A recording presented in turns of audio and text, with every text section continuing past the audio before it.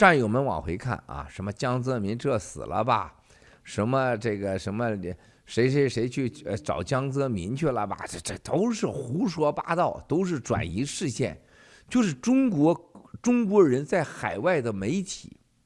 你就可以看到一个中国民族的悲哀和中国海外华人的悲剧啊。昨天我和长岛哥和 Rachel 啊 Nico 开会，Nico 还说啊，我在美国那么多年，我是二等公民啊。说实在话，你二等公民，你太看得起自己了。又咬了，你看二等公民，那你太看得起你自己了，是吧？你连你三等公民都不是，你四等公民。你去看一看，在美国，在西方，任何一些国家种族的有这个几百万上千万移民的，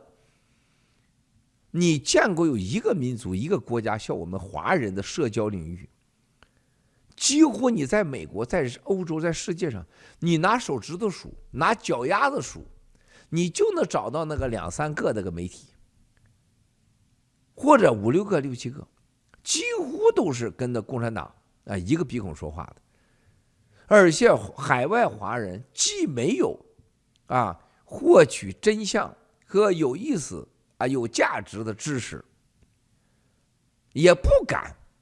去面对共产党残酷的来统治的世界。即使你人身在任何国家，身在中共的墙外，你的心、你的行为、你的思想、你的信息收到的全是共产党的。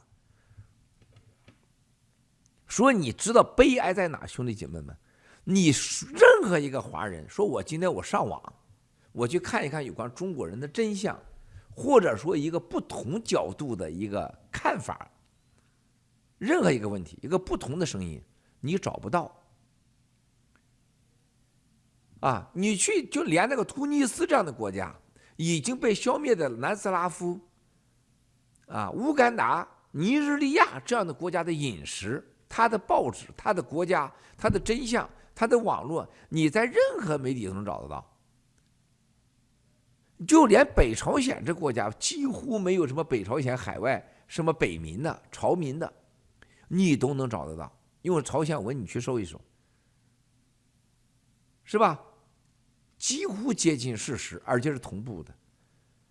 但是你看，所有我们中国人这么大的一个全世界，每8个人就有1个中国人，或者说每6个人就1个中国人，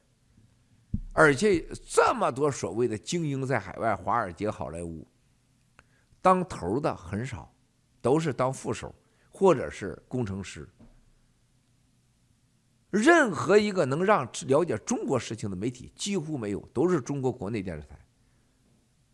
你用繁体搜还可能有台湾的一些信息和香港的，你用简体搜几乎所有的东西全是他们控制的。最重要的是你在华人Chinatown、法拉盛，所有的这些华人聚集的区域你看不到任何可以让你获得知识，或者说让你感觉你身在国家这个当地的一些事情的真相